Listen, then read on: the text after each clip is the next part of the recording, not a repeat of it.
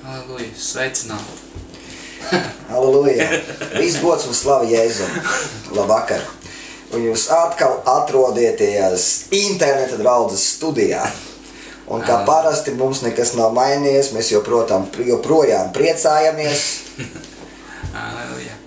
Priecājamies un priecāsimies. Un tikai ar to, ko Dievs mums ir iedevis, mēs arī varam dot jums tālāk. Un mēs gribam atkal runāt šodien par prieku. Halleluja. Kā priecājieties, viss notiek. Dosim vārdu Armandam Siķim. Halleluja, sveicināt. Man šodien ir vārds priekš jums, un Dievs man ir runājis. Viņš pieskāries manai sirdī, viņš dod savus atklāsmes, viņš atklāja patiesību, viņš atklāja vienkārši dzīvības, to ceļu, pa kuru ir jāiet katram. Un šodien man tēma vienkārši ir prieks, un es arī par to gribu sludināt, un gribu bībeliski vienkārši sameklēt Dievu vārdā par prieku, un jūs varbūt redzat šeit smējamies, domāju, par ko priecāties, bet es domāju, priecāties vienmēr, un Dievs dod to prieku, un Dieva vārdā teica, ka viss labas dāvanas nāk no debesu Tēva, un viss labais nāk no dzīvā un patiesā Dieva. Es atceros, kad vienkārši arī skolas gados un arī gadu ejot, no cilvēkiem vienkārši klausos dažādas anekdotas, un tu nezini, par ko tur smieties un nesmieties, un parasti viss tās anekdotas ir ļoti sliktas un ar sliktu zemtekstu, bet es priecājos par Jēzu, un mēs ar Henriju priecājamies par debesu Tēvu, ka viņš ir mūs atradis un ka mēs esam viņu atraduši. Un šeit ir prieks, un šeit ir prieks. Un psalmos 5. nodaļā no 12. panta līdz 13. ir rakstīts. Tad psalmi 5. nodaļa no 12. līdz 13. pantam. Bet priecāties būs visiem, kas cerē uz tevi, tātad uz Dievu, un ar vienu viņi priecāsies. Ar vienu viņi priecāsies. Bībelē teica, ka katrs, kas cerēs uz Dievu, viņi ar vienu priecāsies. Es atceros vienkārši savā ģimenē, kad mēs visi vienkārši cerējām uz Dievu, gan bērni, gan mana sieva, mēs cerējām, mēs dzīvojam dziļā nabadzībā, Latvijā, un vienīgā cerība, kas mums bija vienkārši Dievs. Un Dievs mums piepildīja mūsu svētskapjus, Dievs svētīja mūs finansiāli, viņš vadīja mūs, un mēs priecājamies.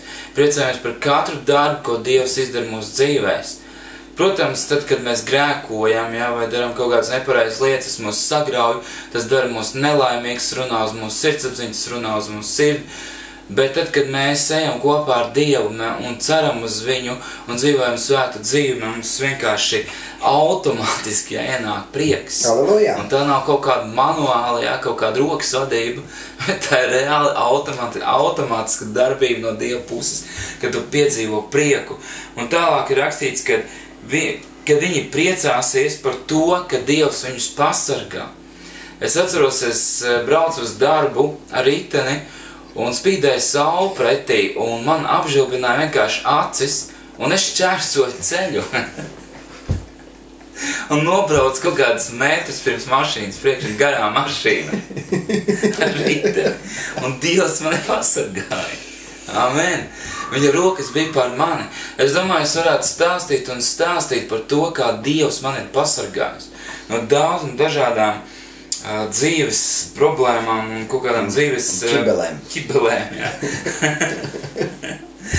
Un tad tālāk ir teicis, lai mūžīgi gavilēm priecājas par tevi, kas mīl tavu vārdu. Amen. Kas mīl tavu vārdu. Cik bieži nav tā vienkārši tu lasi Bībeli un Dievs tev uzrunā un tavā sirdī ienāk tāds prieks. Ja, kad Dievs tev runā.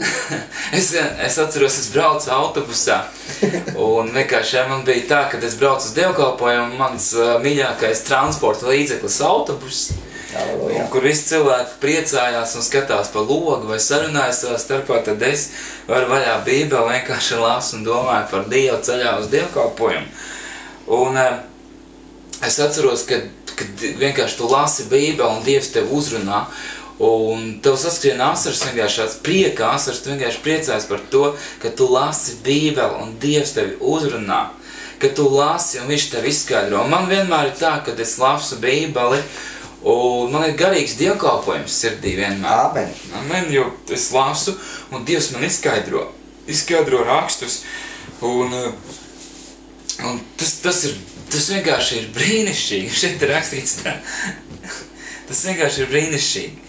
Jo tas kungs, viņš svētī taisno un pušķo viņu ar žēlstību kā ar bruņām. Amen. Tad Dievs mūs pušķo, iepušķo. Tas ir tā kā vienkārši... Kaiglīti. Kaiglīti. Kā jauna neglīti. Ka viņš iepušķo ar savu žēlstību. Pieņem vienkārši žēlstību savā dzīvē, pieņem prieku, līksmo par pareizām lietām. Jā. Jo es zinu, piemēram, arī kaut kādas lietas es nopērku, ja? Sākumā man ir milzīgs prieks. Vai nu jauns telefons, vai jauns televizors. Oh!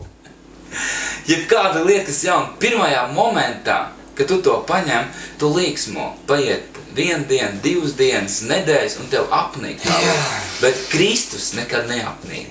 Un viņa prieks nekad neapnīk. Amen.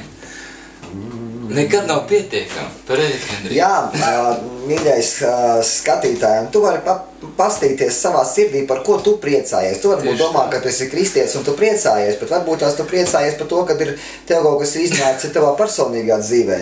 Vai tu esi ilgi gaidīt, lūdzis, lai dabūtu mašīnu, tu esi dabūjis mašīnu, par to tu priecājies.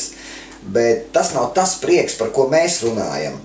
Par to prieku, par ko mēs runājam, tas prieks ir par svēto garu, par Jēzu, ka mēs priecājamies nevis no mūsu izdošanās vai no mūsu neizdošanās, bet mēs priecājamies svētajā garā. Tas ļoti svarīgi saprast, mēs nepriecājamies varbūt tās par uzvarām kaut kādām tādām. Šodien man bija brīnišķīga uzvara, var izstāstīt ļoti lielisku momentu. Mēs dzīvojam tajā okeāna krastā gandrīz. Un man bija mērķis apskriet apkārt līcim. Izskatījās, ka varēs tam līcim apskriet apkārt, bet es 2 reizes skrēju tam līcim apkārt, nekādīgi nesanāca. Pēdējo reizi noskrēju 3 stundas 26 minūtes, un es tur samaldījos, un galvas lietus līja visu laiku, atpakaļ bija jābrauc ar stopiem. Bet kaut kāds 3 jūdzes man noved, viss pārējais bija atkal jāskrien ar kājām, un tā tas viss ievilkās. Bet šodien es nolēmu skriešu 1:30 vienā virzienā ar to okeāna krastu, un tad apstīšos kādams tam atpakaļ. Un Dievs darbojās arī kā treneris, kas ir ļoti interesanti. Es skrienu, man tik milzīgs pretvējš, tik pretējs, ka knap var paskatīt uz priekšu. Es no sākuma to vēju mēģināju saistīt Jēzus Kristus vārdā, kā jūs ziniet, lai viņš apstājās, viņš nestājās. Es sāku domāt, kāpēc viņš nestājās, un es sapratu, ka mans treneris miesīgais ir palicis Latvijā. Un Dievs ir atbraucis līdz uz Skotiju un liek man skraidīt. Katru dienu, minimums 10 kilometri. Un reiz nedēļā pāri 20. Un kas ir ļoti brīnišķīgi, uzdāvinājumi man arī pašas jaunākos Nike apals. Brīnišķīgs, slavu Dievam, ko skraidīt. Un sākumā nevarēja saprast, kā viņš man viņus uzdāvināja ziemas sezonas vidū. Izrādās, ka Skotijā mums šeit ir pavasars, slavu Dievam.